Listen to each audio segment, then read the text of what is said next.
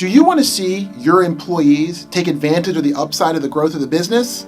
Well, before I get started there, really quickly want to shout out Bunker Labs, an organization that has chapters all over the United States where you can use your skills to help veterans succeed in their entrepreneurial ventures. So check them out.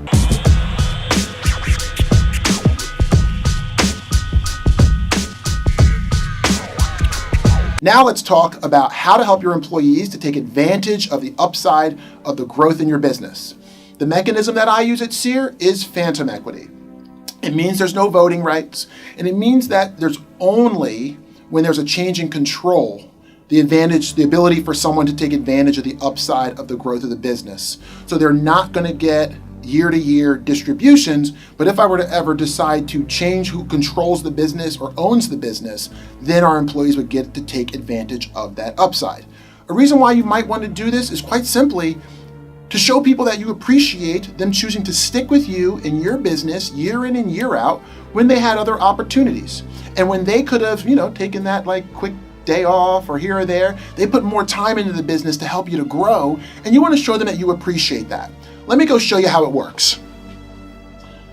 So for me, this is just my experience, is back in 2008 and 10 and 12, our company really wasn't valued at a number that would make me as the owner feel like, man, if I could sell this business or if I could partner with somebody, I could get out, quote unquote, and get to my number.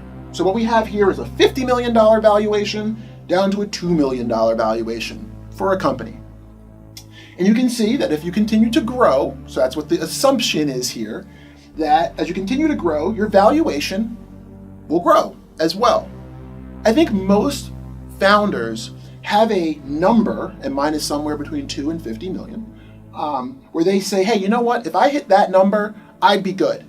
And for you founders out there, I want you to stop and think about the difference between you being good and you helping more people in your company to be good. And that's a decision that only you can make.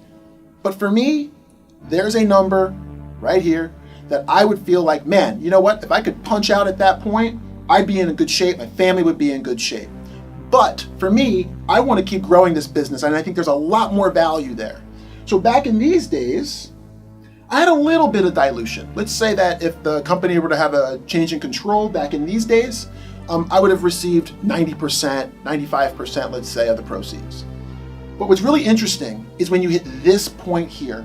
To me, this point is the inflection point in the business. And every founder, person that owns equity, co-founder, whatever, gets to a point where you say, oh, if I got to a point where I'm good, I'm out. And that's fine. But if a founder or a co-founder or a group of the people who own the business choose to hold on, think about all the people in your company who you can start to dole out your value to in the event of a change of control. Because if my number's here and I don't want to punch out and I take it up here, there is a big dilution happening over here because I, as the 100% owner, already have my number. So now I'm going to spend a ton of time and value digging in to try to dilute myself to give more and more out to people who have stayed with me all the way until the end. So that is this inflection point, is a key moment at which I believe any founder is going to have to say, ooh, do I see risk in my business and I want to get out? Am I bored? Am I sick of it and I want to get out? Or in my case, do I want to be able to put more people in a position to where they get to see the value of the upside? And the downside of that is, if I stop growing, I might never be able to get there, but I don't think that's going to happen. So that's part one. Get ready for part two. Thanks so much.